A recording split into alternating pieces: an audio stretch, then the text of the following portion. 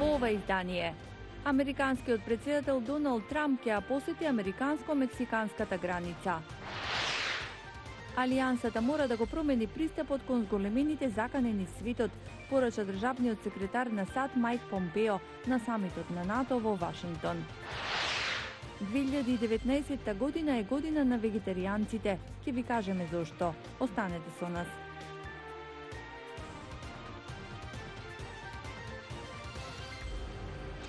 Поздрав од Вашингтон. Ова е гласот на Америка на македонски. Јас сум Анета Шијакова.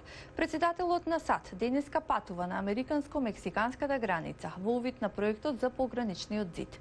Посетата следи еден ден откако тој се повлече од заканата за затворање на јужната граница. Трамп денеска патува за Калексико, Калифорнија, на јужната граница со Мексико, во обиколка на дел од неодамна инсталираната ограда. Пред 2 недели тој се закани дека ќе ја затвори границата, бидејќи рече Мексико не прави доволно да ја спречи трговијата со дрога и нелегалната имиграција. Предлогот најде на силни реакции дури од партијата на Трамп. Лидерот на мнозинството во Сенатот Мич Меконел рече дека тоа е лоша идеја. Од тука вчера Трамп се повлече од заканата за затворање на границата, нагласувајќи дека сепак ќе му даде на Мексико 1 година да го запре бранот на нелегална миграција и трговија со дрога во САД.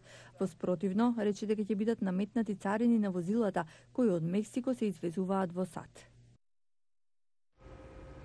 Мора да ја адаптираме алијансата да се справи со зголемените закани, независно дали се работи за руска агресија или неконтролирана миграција. Ова е пораката од затворањето на самитот на НАТО во Вашингтон. Јане Бојаджиевски известува за заклучоците. Државниот секретар Помпео ги предупреди министрите за надворешни работи на НАТО по повод 70 години од формирањето на алијансата дека мора да се промени пристапот кон зголемените закани. Ги издвои руската агресија, неконтролираната миграција, кибернетските напади, заканите за енергетска безбедност. И генералниот секретар на НАТО на завршната пресконференција во Вашингтон изјави дека проширувањето не е провокација кон Русија. The enlargement is not in a way NATO moving east, it's actually Проширувањето не е дека НАТО се проширува кон истокот, туку тие централно-источно држави кои што сакаат да влезат во НАТО и таквата одлука ја донале низ демократски процеси. Тоа треба да се почитува. Политиката на отворени врати натаму е во сила. Испрати порака од Вашингтон Столтенберг, а државниот секретар Помпео го најави приемот на Северна Македонија во алијансата. This year we're preparing to welcome the 30th North Macedonia. Годинава се подготвуваме да ја посакаме добре дојде на 30-та членка, Северна Македонија. И задоволство ми е да кажам дека минатата недела формално ги поднесовме документите во Сенатот на САД да го ратификува приступувањето на Северна Македонија. Со оглед на растечката поддршка за брзо завршување на процесот на ратификација, шефот на дипломатијата на Северна Македонија во интервју за Гласот на Америка изрази прогноза кога и официјално земјата ќе стане 30-та членка. Тоа што администрацијата веќе го пренесе прашањето, предметот во Сенатот, и тоа за прилично брзо време е голема работа. Мислам дека нашиот план да станеме полноправна членка до самитот на НАТО во Лондон во декември годинава е реален.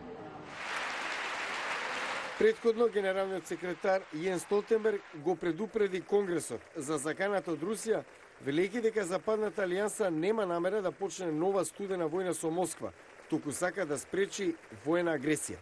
Искуството од минатото, но и погледот кон нивнината, не направи најуспешна алијанса во историјата, заклучи Јен Столтенберг. Соочени со најголемите предизвици на нашата генерација, инвестираме во модернизирање на опремата, во силите за брзо распоредување. НАТО и натаму е столб на стабилноста, зрак на надеж, заклучи првиот човек на алијансата Столтенберг на затварањето на дводневниот самит на шефови на дипломати во Стейт департментот по повод 70 години од формирањето на НАТО. Јане Бојаджиевски, Глас на Америка на македонски, Вашингтон. Засилена е контролата и полициското присуство на македонско-грчката граница. Мигрантите во Грција се групираат на повик на социјалните медиуми за да се обидат да се пробијат до границата, сметајќи дека тоа ќе е доволен притисок да им се овозможи премин до Западна Европа. Известува Владимир Мирчевски. Околу 1500 мигранти, вклучувајќи и деца стационирани во близината на Солон, од вчера се мобилизираат за пеш да тргнат кон границата и да се обидат да преминат во Македонија.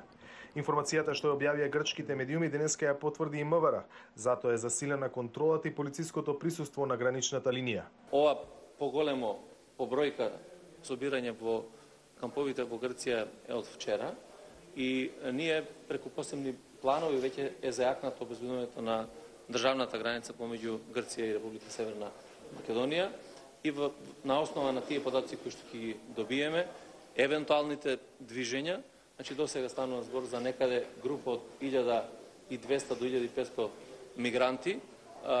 Сега за сега колегите од Грција ја контролираат таа бројка, меѓутоа секако нека ние имаме обврска да бидеме подготвени за да ја штитиме границата и евентуалната можност за влез во Република Северна Македонија. Мигрантите се групираат на повик на социјалните медиуми за обид да се пробијат до границата, сметајќи дека тоа ќе е доволен притисок да им се овозможи премин до Западна Европа. УНХЦР ги предупреди мигрантите да не подлегнуваат на лажни објави и да не се обидуваат нелегално да ја минат границата. Во ваква ситуација, прашањето е дали има сериозна можност за нов мигрантски бран како оној од пред неколку години во кој земјава беше меѓу најпогодените. Околу 1000 до 1200 мигранти се наоѓаат во Грција, особено околу 500 мислам во близината на Солун. Има информации за судири со грчката полиција, состојбата во моментов е под контрола. Меѓутоа, доколку споредиме со 2015, моето очекување е дека тоа нема да се повтори. Прво, државите се многу поподготвени сега. Надлежните не исклучуваат можноста да има обиди за повторно отворање на така наречената западно-балканска рута која беше затворена во 2016-та.